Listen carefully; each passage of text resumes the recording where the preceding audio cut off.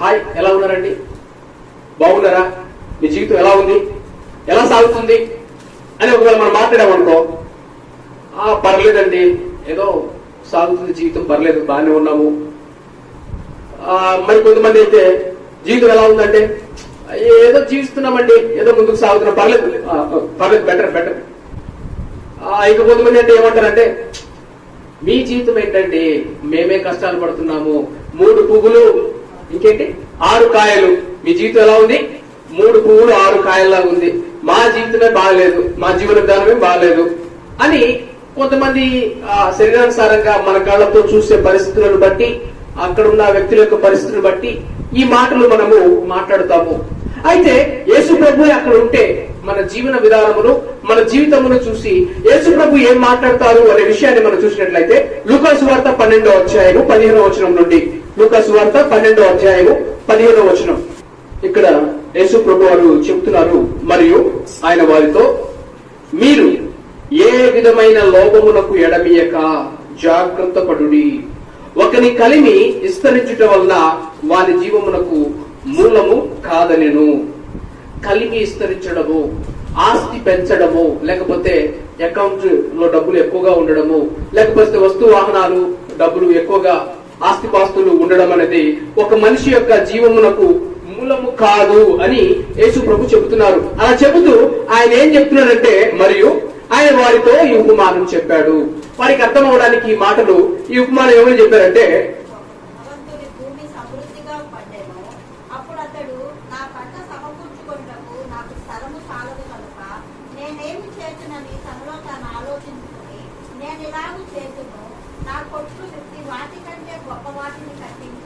అందులో నా ధాన్యం అంతటిని, నా ఆస్తిని సమకూర్చుకుని, నా ప్రాణముతో, ప్రాణమా అనేక సంవత్సరములకు విస్తారమైన ఆస్తి నీకు సమకూర్చబడి ఉన్నది, సుఖించుము, తినుము, త్రాగుము, సంతోషించుమని చెప్పుకొందుననుకొనెను.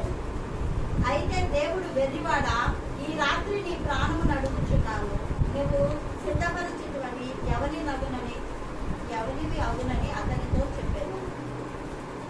దేవుని ఎడల ధనవంతుడు కాక తన కొరకే సమకూర్చుకునేవాడు అలాగుననే ఉండునని చెప్పెను.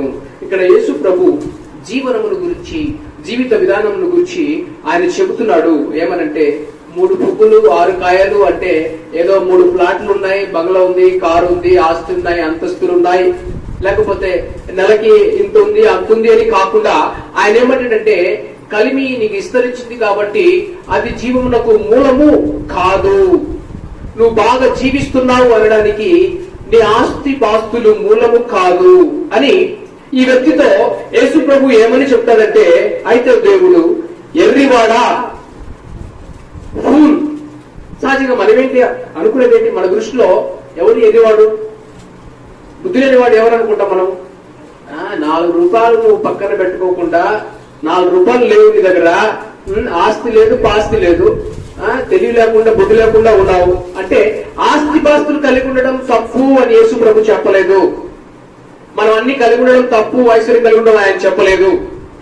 అయితే ఆయన చెప్తున్న మాట ఏంటంటే, ఇదే జీవితము అంటే కలిగి ఉండడమే జీవితము అని మనం అనుకుంటే దేవుడు మనల్ని చూసి ఎర్రివాడా అని చెప్తాడట.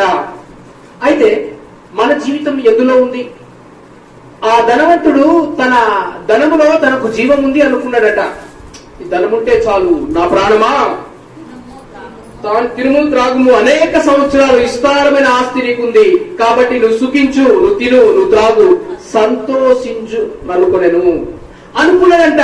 దేవుడు అడిగాడట, ఈ రాత్రి నీ ప్రాణమును అడుగుతున్నాను అంటే, అసలు నీ ప్రాణము నా చేతిలో ఉంది, నీ జీవము నా చేతిలో ఉంది, నీ నాసికారంధ్రంలో జీవం ఉందంటే కారకుడిని నేను, నువ్వు బతుకుతున్నావంటే కారకుడిని నేను అని దేవుడు చెబుతూ, నీ జీవము నీ ప్రాణము ఏదో నీ ఆస్తిలోనో అంతస్తులోనో ఉంది అని అనుకోవద్దు అని దేవుడు ఈ వ్యక్తితో చెబుతున్నాడు. కాబట్టి మన జీవితము ఏదో మన బ్యాంక్ అకౌంట్ లో ఉండకూడదు, మన జీవము ఏదో ఆస్తి పాస్తుల్లో పెట్టుకోకూడదు. ఆ ఆస్తి ఉంటే చాలండి బతికేస్తాను, ఇంత డబ్బు ఉంటే చాలు బతికేస్తాను, ఇంత జీతం వస్తే చాలు నా జీవితం నేను బతికేస్తాను, హ్యాపీగా సంతోషంగా ఉంటాను. అసలు ఆ జీవితమే లేకుంటే, మన నాశనంలో ప్రాణమే లేకపోతే చాలా బైబిల్లో అయితే ఇది ఒక మాట ఏంటంటే, ఎన్ని ఉన్నా కూడా ఆరోగ్యం లేకపోతే ఏముందండి? అన్ని ఉన్నాయి కానీ ఆరోగ్యం లేదు, నడవడానికి లేదు, తినడానికి లేదు. అన్ని ఉండి తినడానికి లేకుండా బాధపడే వాళ్ళు ఉంటారు, ఏమి లేకుండా బాధపడే వాళ్ళు ఉంటారు. అలాగైతే అందుకని యేసు ప్రభు ఏం చెప్పారంటే, లోపం విషయమై జాగ్రత్త పడండి. 15వ వచనంలో మరియు ఆయన వారితో, మీరు ఏ విధమైన లోపములకు ఎడబీయక జాగ్రత్త పడుడి.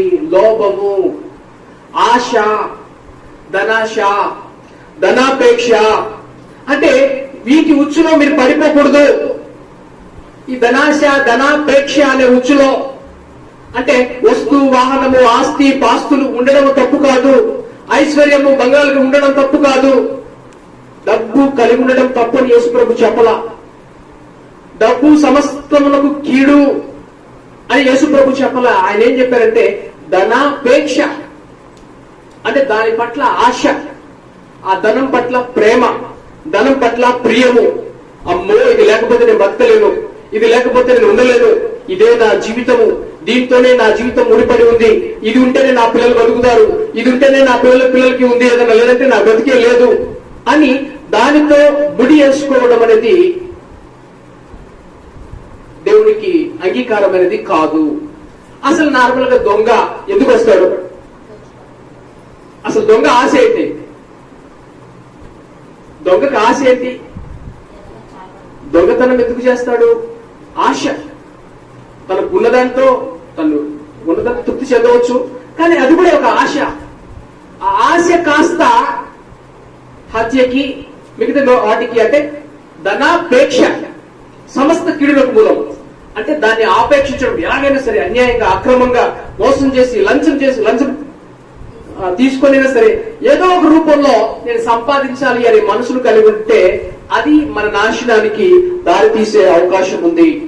అందుకని ఒక భక్తుడు ఏమనంటాడంటే, మొదట అనేకులు వారు కలిగి ఉన్న ఆ డబ్బు, ఆస్తి, పేరు, ప్రఖ్యాతులను బట్టి సంతోషిస్తారు, గర్వంగా ఉంటారు మొదట్లో. కానీ తర్వాత ఒక నిజాన్ని అర్థం చేసుకుంటారట.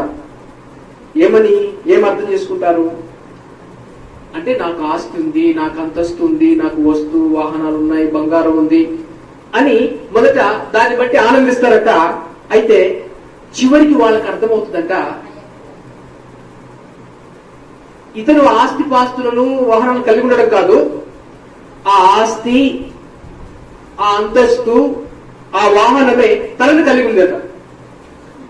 మీకు అర్థమైంది అనుకుంటున్నాను. ఫస్ట్ ఏమో నాకుంది అనుకున్నాను, కానీ ఏదైతే ఉందో ఆ వాహనము, ఆ ధనము, అవే ఈ వ్యక్తిని కలిగి ఉంటాయట. ఈ వ్యక్తి వాటిని కలిగి ఉండడం ఒకటి, కానీ ఆ వస్తువులే ఈ వ్యక్తిని కలిగి ఉండడం అనేది భయంకరము. అంటే ఎగ్జాంపుల్, ఇప్పుడు త్రాగుబోతు మొదట ఆరంభించినప్పుడు ఎలా ఆరంభిస్తాడు?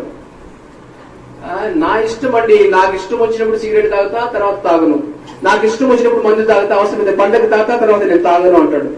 స్లోగా ఆరంభిస్తాడు. ఆరంభించిన తర్వాత ఫస్ట్ ఏంటి, ఈయన తాగుతాడు,